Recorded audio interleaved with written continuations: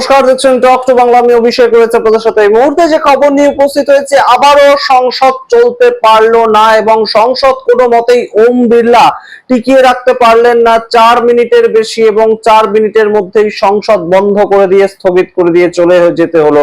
এটা একটা regular routine হয়ে গিয়েছে এই মুহূর্তে। আমরা যা দেখতে পাচ্ছি, আজকে 3 নম্বর সপ্তাহের প্রথম দিন এবং সেখানেও কিন্তু মনসুন সেশনে কোনো মতেই এলেন না দেশের প্রধানমন্ত্রী, কোনো মতেই এলেন না দেশের স্বরাষ্ট্রমন্ত্রী, এবং সেখানেই বিরোধীরা কিন্তু একদম প্রশ্ন তুলল লাগাতার সংসদের ভেতরে সংসদের বাইরে, যে দেশের স্বরাষ্ট্রমন্ত্রী আসছেন না কেন, দেশের প্রধানমন্ত্রী আসছেন না কেন। প্রধানমন্ত্রীকে তো কখনোই দেখতে পাওয়া যায় না, তিনি সংসদে কখনোই আসেন না, খুব বিশেষ বিশেষ কারণ ছাড়া। তিনি যখন নিজের বক্তব্য রাখতে আসেন বিভিন্ন সময় আমরা দেখতে পাই তখন। তাছাড়া কিন্তু দেশের স্বরাষ্ট্রমন্ত্রী সবসময় দেশের সংসদে আসেন, কিন্তু সংসদের 2টো সপ্তাহ সম্পূর্ণ কেটে গিয়েছে, 3য় সপ্তাহ সেখানেও এলেন না একদম দেশের স্বরাষ্ট্রমন্ত্রী, এবং সেটাকে নিয়েই বিরোধীরা আজকে আবারও সম্পূর্ণ বাইরে দাঁড়িয়েছিল, এবং অবশ্যই সেটাকে নিয়ে ভেতরে যখন তারা আন্দোলন করছিল, আপনারা সেই মুহূর্তের কিছু ছবি দেখুন। ওম বিড়লা সম্পূর্ণ বেরিয়ে গেলেন হাউস ছেড়ে এবং অ্যাডজন করে দিয়ে চলে গেলেন। তো অবশ্যই কিন্তু কোথাও গিয়ে এই সামগ্রিক বিষয়টাতে বিজেপি অস্বস্তিতে পড়েছে, এটুকু অন্তত বলাই যায় এই মুহূর্তে। प्रश्नकाल प्रश्न संख्या 201।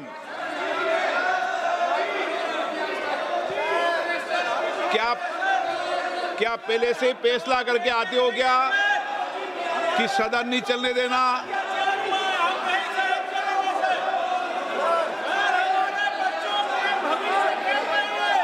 मुझे लगता है आप नियोजित तरीके से सदन नहीं चलाना चाहते हैं। प्रश्नकाल महत्वपूर्ण होता है। मेरा आप सबसे आग्रह है कि अपनी अपनी सीट पे विराजे, प्रश्नकाल को चलने दें। लोकतंत्र में नियोजित तरीके से सदन बाधित करना उचित नहीं है। सदन में चर्चा संवाद के लिए, अपने विचार अभिव्यक्ति रखने के लिए, अपने मत रखने के लिए, अगर असहमति है तो भी सदन के अंदर अपने मत विचार से अभिव्यक्त की जाती है। इसलिए मेरा आपसे आग्रह है, सदन को चलाने में सहयोग प्रदान करें। नियोजित तरीके से सदन बाधित करना लोकतंत्र के लिए उचित नहीं है।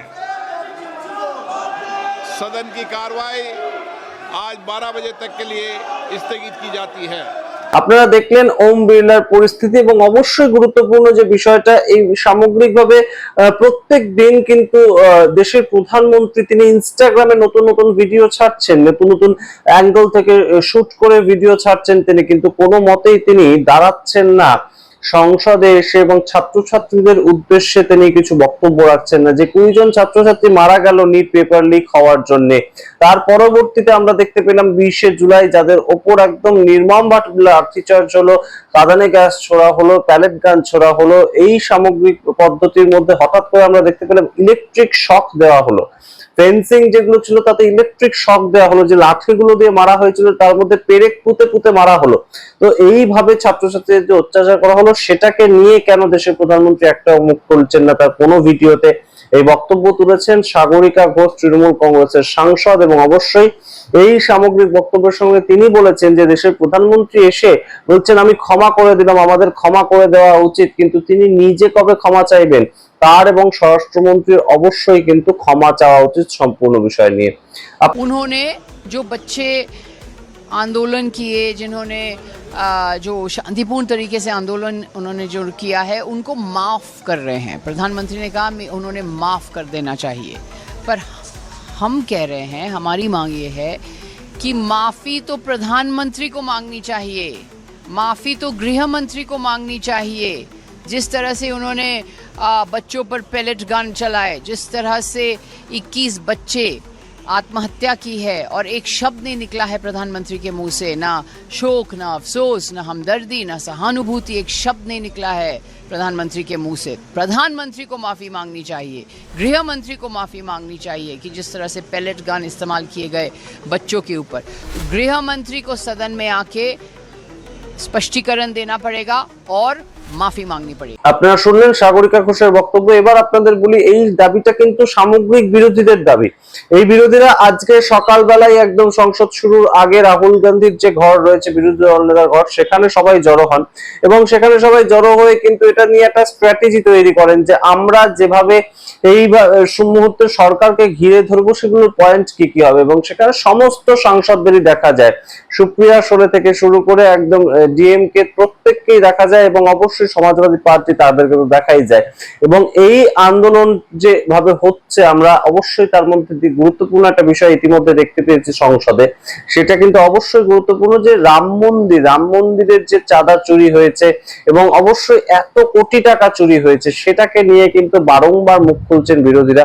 এবং আমরা জানতাম যে এই মনসুন সেশনে তাদের মূল বক্তব্যের যে জায়গাটা থাকবে, মূল সরকারকে ঘিরে ধরার যে জায়গাটা থাকবে, সেটা হয়তো শুধুমাত্র রাম মন্দির ইস্যুতেই তারা ঘিরে ধরবে। কিন্তু তার পরবর্তীতে যেহেতু 20 জুলাই যেদিন সংসদ প্রথম খুললো, সেদিন যেহেতু ছাত্রছাত্রীদের উপর লাঠিচার্জ করা হলো, সম্পূর্ণ বিষয়টা সেদিকে ঘুরে যায়। কিন্তু রাম মন্দির ইস্যুটা হচ্ছে কোনো মতেই সরকার ভুলে গেলেও কিংবা একদম ভোলাতে চাইলেও বিরোধীরা যে বলেনি, সেটা কিন্তু আজকে আরো দেখা গিয়েছে। একদম সরাসরি রাম মন্দির ইস্যুতে অমিত শাহের জবাবদিহি এবং তার সঙ্গে ছাত্রছাত্রীদের উপর যে অত্যাচার করা হয়েছে 20 তারিখ, সেটা নিয়ে অমিত শাহের জবাবদিহি, দুটোই কিন্তু একদম বিরোধীরা যে মুহূর্তে বক্তব্যগুলো তুলছে, তখন কিন্তু অবশ্যই যে ছবিটা উঠে আসছে, অমিত শাহ কোনো মতেই আসছেন না সংসদে এবং সংসদ ভবনে আসছেন তিনি। সংসদ ভবনে তিনি থাকছেন, নিজের ঘরে নিজে মিটিং করছেন, সারাদিন ধরে থাকছেন। আমরা জানি না কি করছেন তিনি, কেন হাউসে আসছেন না, তবে আসছেন না এই কথাটা কিন্তু অবশ্যই গুরুত্বপূর্ণ। বিজেপির একটা খুব স্ট্র্যাটেজি আছে, প্রত্যেকটা সময় বিরোধীদেরকে আটকানোর জন্য বিজেপির খুব ভালো একটা স্ট্র্যাটেজি করে। কিন্তু এই ক্ষেত্রে এই যে ককরোচ জনতা পার্টির আন্দোলন, সেটাকে কিভাবে কন্ট্রোল করা হবে, কিংবা এই যে বিরোধীদের যে বক্তব্যটা উঠে আসছে যে একটাই বক্তব্যে স্টিক করে থাকা, যে কে লাঠি চালানোর পারমিশন দিল, কে প্যালেট গান চালানোর পারমিশন দিল, এই যে বক্তব্য, সেগুলো নিয়ে কিন্তু অবশ্যই তাৎপর্যপূর্ণভাবে একটা স্ট্র্যাটেজির তাদের অভাব চলছে, সেগুলো কিন্তু বোঝাই যাচ্ছে এই মুহূর্তে। তা না হলে যে দাবাং মেজাজে সবসময় ভারতীয় জনতা পার্টির সাংসদরা থাকেন, সেটা কিন্তু এখন খুব একটা দেখা যাচ্ছে না। সম্পূর্ণ বিষয়ে আপনারা কি মনে করেন অবশ্যই কমেন্ট বক্সে কমেন্ট করুন। সম্পূর্ণ বিল নিয়ে একটা আলোচনা হয়ে গেল, আপনারা দেখতে পেলেন যে বিভিন্ন ভাবে বিলটা পাসও করিয়ে নেওয়া হলো। এর দেশের বিরোধী দলনেতা তিনি বক্তব্য রাখলেন, কিন্তু দেশের স্বরাষ্ট্রমন্ত্রী বা প্রধানমন্ত্রী কেউ আসলেন না সংসদে।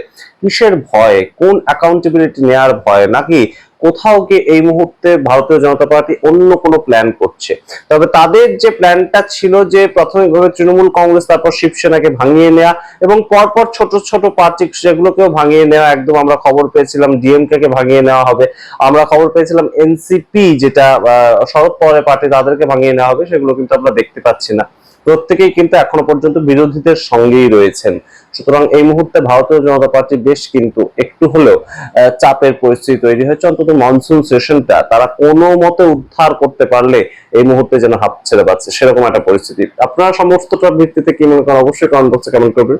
দেখতে থাকুন টক টু বাংলা। অবশ্যই টক টু বাংলা ইউটিউব চ্যানেলকে সাবস্ক্রাইব করতে ভুলবেন না।